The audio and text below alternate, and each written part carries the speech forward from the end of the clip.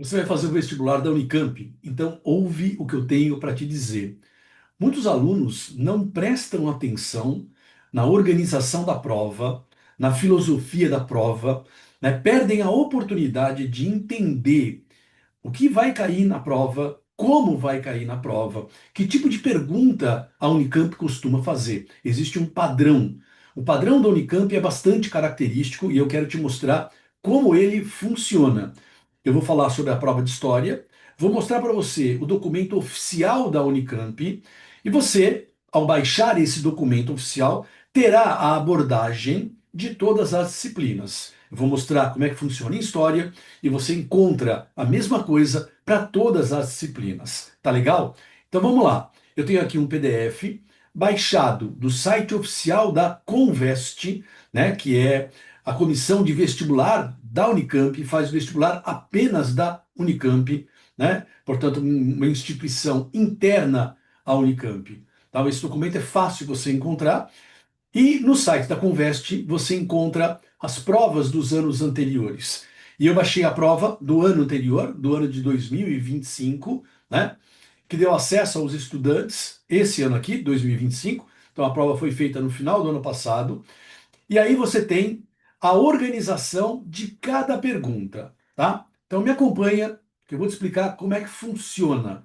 E isso vai se repetir, né? Não as perguntas, é óbvio, mas o modelo vai se repetir esse ano aqui. Então é isso que eu falei. Eu tenho um documento oficial da Unicamp, documento oficial da Conveste, tá? O que eu vou fazer aqui no primeiro momento é praticamente uma leitura desse documento. E é verdade, você não precisaria de mim para fazer essa leitura. Ele fala um pouco das 72 questões, quatro alternativas cada um. Agora, veja só o segundo parágrafo. Eu vou ler junto com você. A prova de múltipla escolha exigiu habilidades de leitura e interpretação de texto, desde as mais básicas, que um estudante do ensino médio deve dominar, fazer inferência simples, relacionar partes de um texto, reconhecer fenômenos, entre outras, até as mais complexas. Simples e complexas, o quê? Interpretação de textos. Comparar textos e chegar a conclusões. Aplicar conceitos. É claro que para aplicar um conceito você tem que conhecer o conceito. Interpretação de fatos, interpretação de dados e textos e etc. Dessa forma, foram exigidas não só a leitura atenta dos enunciados e dos subsídios, textos, imagens, gráficos, tabelas, mas também a reflexão sobre a pertinência de cada alternativa a fim de se escolher a correta. Vocês estão entendendo? Vocês percebem o que isso significa? Significa que você estudou o ano inteiro, ainda está estudando, está se preparando, né? E quem estudou no ensino médio, quem está fazendo cursinho para vestibular, estuda o quê? Estuda o conteúdo.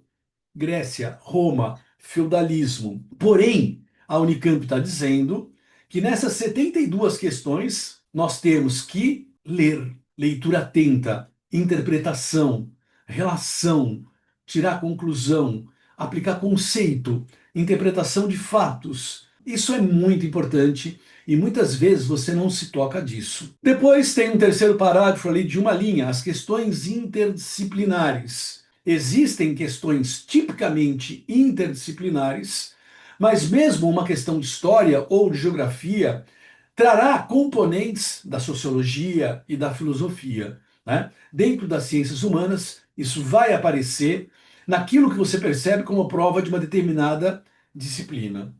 E aí, no último parágrafo, ele volta a destacar o que é importante você saber. Olha, eu grifei ali em verde.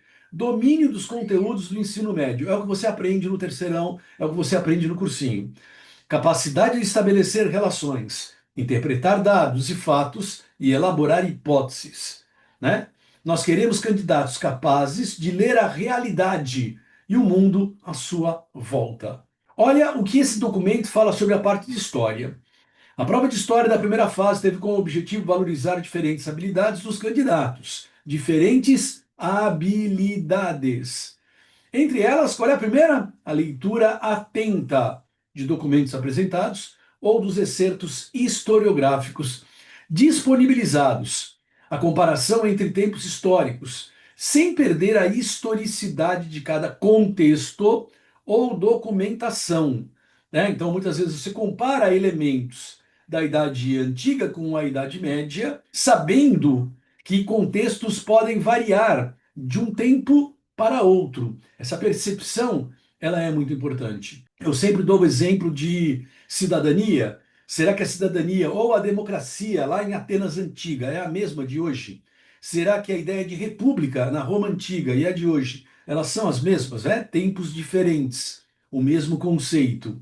E continuando. E por fim, a habilidade de extrapolar, né, extrapolação da prova em si e da produção de reflexões críticas e atentas ao que estava sendo solicitado. Todas as questões apresentadas versavam sobre eixos norteadores próprios ao nosso tempo presente.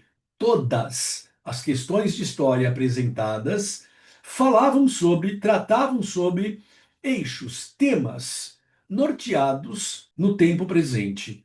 Temas relacionados a gênero, racismo, cidadania, memória, terror, biopolítica e colonialismo. Esses foram os temas das questões que apareceram nessa prova aqui. A prova, portanto, manteve a tradição de anos anteriores de valorizar o conhecimento produzido em sala de aula ou estudos autônomos, junto à capacidade de produzir conhecimento histórico pelo próprio candidato. De forma geral, a prova foi bem avaliada pelos candidatos e professores. Cara, muito interessante. Te disse muita coisa? A mim sim, a mim disse muita coisa, tá certo?